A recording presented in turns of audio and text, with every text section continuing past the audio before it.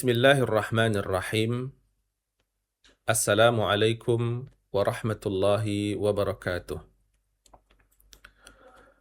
Alhamdulillahi dzil jalali wal ikram, sahibit tawli wal in'am. Khalaqana min Adam wa hadana lil Islam. Wa syara'a lana fi dinihi as-salata waz-zakata was-siyam wa silatal arham.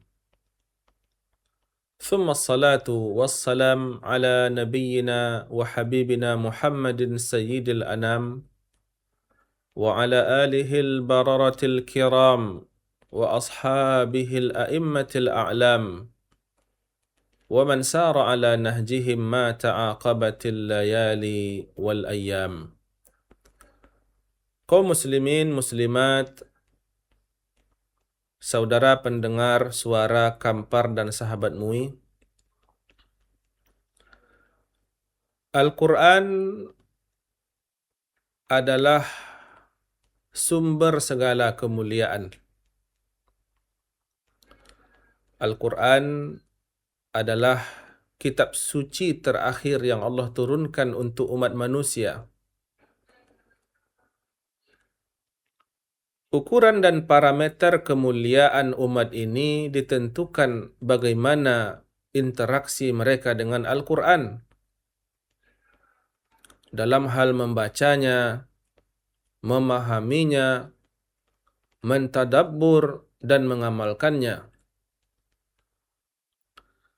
Standar kemuliaan diri seseorang, keluarga, suatu kaum, suatu bangsa, bahkan umat ini akan ditentukan bagaimana mereka dekat atau jauh dengan Al-Quran.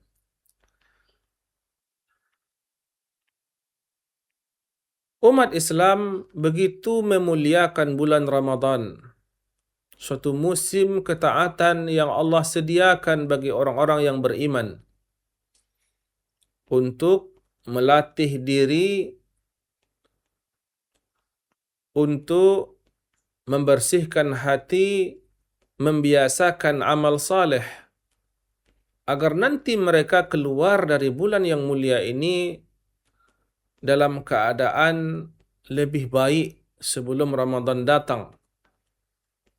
Suatu harapan besar agar kita menjadi orang-orang yang bertakwa.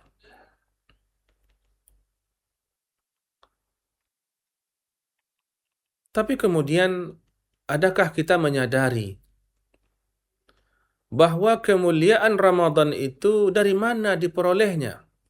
Dengan sebab apa dia menjadi mulia? Ramadan adalah suatu musim, suatu waktu di mana Allah Subhanahu wa taala menjadikannya lebih mulia daripada bulan yang lain. Huwa sayyidus syuhur. Tapi dengan apa kemuliaan itu diperoleh oleh Ramadan? Maka Allah Subhanahu wa taala mengatakan dalam Al-Qur'an, berfirman dalam surah Al-Baqarah 185, A'udzu billahi minasyaitonir rajim. Syahrul Ramadan alladzi unzila fihi al-Qur'an. Bulan Ramadan itu adalah bulan yang diturunkan di dalamnya Al-Quran. Maka Ramadan menjadi mulia karena Al-Qurannya dan bukan sebaliknya. Jika Ramadan adalah suatu waktu, maka begitu pula halnya dengan tempat. Allah Subhanahu wa taala yakhluqu wa yakhtar. Yakhluqu ma yasha'u wa yakhtar. Allah menciptakan apa yang Dia kehendaki, Allah pun memilih apa yang Allah kehendaki.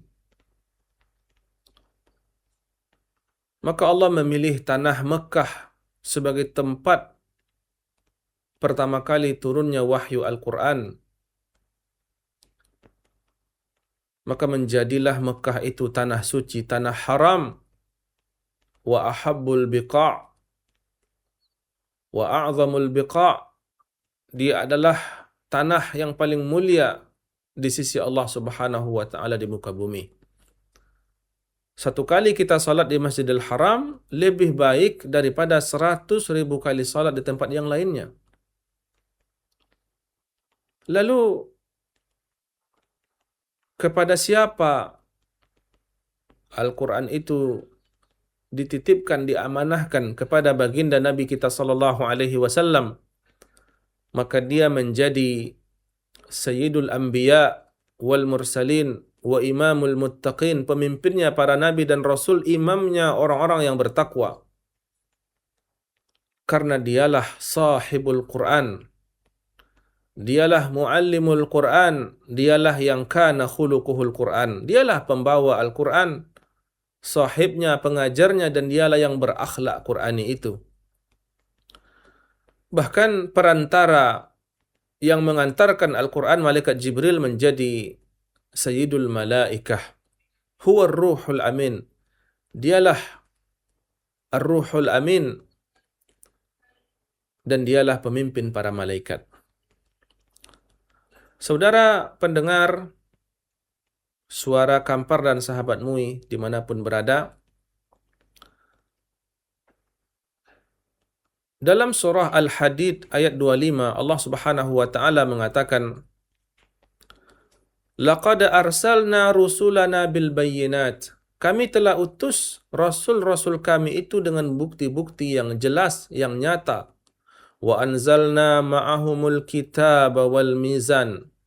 Dan kami turunkan pula bersama dengan mereka Alkitab yang menjadi petunjuk bagi manusia, wal mizan, neraca yang digunakan untuk menimbang. Sebagian ahli tafsir mengatakan al-mizan di sini adalah mizanul aqal, akal manusia. Karena memang memahami Al-Quran, memahami wahyu butuh ta'akul, butuh menggunakan akal, butuh tafakkur.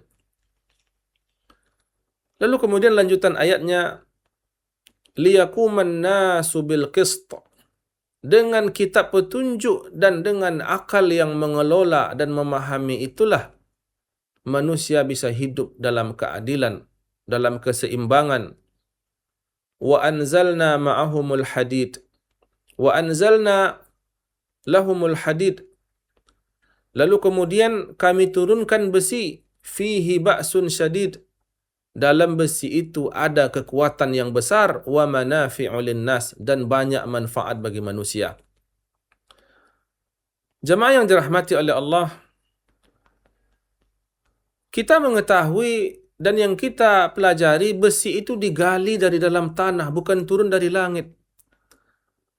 Kenapa pula Al-Quran mengatakan besi itu diturunkan dari langit? Ilmuwan atau ilmu sains modern menjawab, ternyata unsur atom besi itu memang tidak bisa tercipta di bumi, dan dia mustahil tercipta di bumi. Unsur atom besi itu sehingga dia bisa membentuk besi, maka dia tidak bisa tercipta di tata surya kita. Bahkan energi inti pusat matahari panasnya itu tidak cukup untuk membuat unsur atom besi. Dibutuhkan bintang yang lebih besar daripada matahari, yang lebih panas, agar tercipta unsur besi atom. Ini temuan ilmiah yang bahkan bukan ditemukan oleh umat Islam. Para peneliti, ahli-ahli fisika barat yang menemukannya. Silahkan kita baca narasi-narasi jurnal ilmiah yang menerangkan ini. Bagaimana unsur atom besi itu tidak bisa tercipta di bumi, bahkan tidak bisa tercipta di alam, tidak bisa tercipta di tata surya kita. Al-Quran bukan kitab sains, tapi dia memuat isyarat-isyarat itu. Wa anzalnal hadid, kami turunkan besi, fihi ba'sun syadid. Dalam besi itu ada kekuatan yang kuat. Al-Quran sudah mengajarkan kepada umat ini, jika berbicara tentang kekuatan, maka Allah menitipkannya pada besi. Kita bicara misalnya soal kekuatan militer, di mana hari ini mungkin umat Islam dalam keadaan lemah, mudah diatur, dikendalikan oleh negara-negara kuat di barat, tidak memiliki wibawa, tidak memiliki posisi yang kuat sehingga diperhitungkan dalam geopolitik global. Itu semua memang karena kita lebih lemah. Dan kalau kita lihat sumber-sumber kekuatan itu semuanya terkait dengan besi. Dahulu orang berperang dengan pedang, panah, tombak dan tameng. Maka siapa yang bisa membuat pedang yang lebih kokoh, dialah yang akan menjadi pemenang. Ketika Salahuddin Al-Ayyubi merebut kembali tanah Baitul Maqdis dari para penjajah saat itu, dia tidak hanya dengan doa dan tawakal, tapi dia persiapkan pedang yang kemudian dikenal dengan Damascus Steel, baja Damaskus yang merupakan baja terkuat di dunia, yang kemudian kalau dia tebas pedang musuh, maka pedang musuh itu bisa patah dan putus. Maka jemaah yang berbahagia, terkadang orang beriman ini salah memahami bagaimana Allah titipkan iradah kauniyah, sunnatullah fil kaun. Kalau soal kekuatan, maka umat Islam tidak diajarkan hanya berpangku tangan, berdoa dan bertawakal saja kepada Allah, melainkan mereka harus mempersiapkannya. Hari ini orang tidak lagi berperang dengan pedang, tapi kemudian ada rudal, pesawat tempur, ada drone canggih, ada tank baja, dan segala alat-alat perang lainnya. Itu semua pasti terkait dengan besi. Maka jemaah yang dirahmati oleh Allah, Al-Quran sudah menitipkan itu. Wa a'iddu lahum mastata'tum min quwwah. Persiapkan oleh kalian segala yang kalian mampu berupa kekuatan. Wa min ribatil khail, kendaraan. Karena ternyata kemuliaan umat Islam itu juga ditentukan oleh bagaimana mereka kuat. Turhibuna bihi aduwallahi wa aduwakum. Mereka bisa menggentarkan musuh. Bukan soal invasi, menyerang dan merebut, tapi bagaimana kedaulatan tauhid dan keadilan Islam itu tidak bisa dipandang remeh dan sebelah mata oleh siapapun. Wa manafi'u linnas wa anzalna al-hadid fihi ba'sun syadid wa manafi'u linnas. Dan banyak manfaat bagi manusia. Gedung-gedung tinggi, pencakar langit itu semua unsur pembentuk utamanya adalah besi. Selain konkrit, selain semen dan coran itu, maka penopang utamanya adalah besi. Bangunan, alat-alat, teknologi, maka semuanya adalah menggunakan besi. Wa manafi'u linnas, sudah diterangkan oleh Allah Subhanahu wa taala.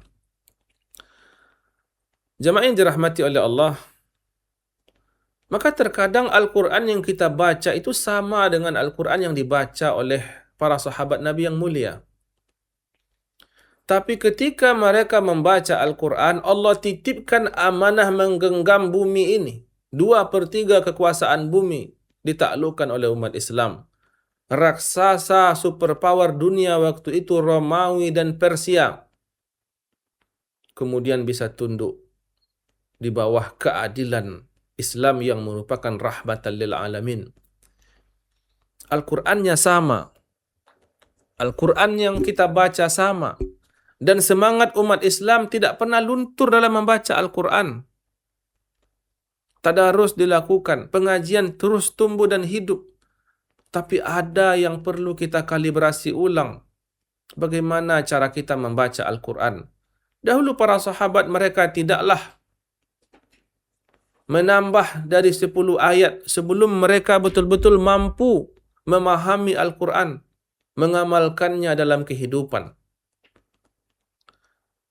Dahulu juga Kiai Dahlan hanya dengan satu surat Al-Ma'un, dengan spirit menolong anak yatim, memberi makan fakir miskin, maka berdiri suatu persyarikatan besar. Hanya sebagai sampel, banyak lagi contoh yang lain, tapi dengan potongan ayat yang sedikit, mereka mampu mengubah dunia, memberikan sumbangsih besar dalam peradaban. Maka Al-Quran kita sama, yang perlu kita perhatikan adalah bagaimana kita memandang Al-Quran. Apakah hanya sebagai kitab yang dibaca untuk dicari pahala, atau dia adalah sumber kemuliaan dan dia adalah petunjuk bagi manusia memperoleh kejayaan dan keberhasilan, keselamatan di dunia dan di akhirat. Sekian tausiah singkat pada kesempatan ini, semoga bermanfaat. Terima kasih. Wassallallahu ala nabiyyina Muhammad wa ala alihi wa sahbihi wasallam. Assalamualaikum warahmatullahi wabarakatuh.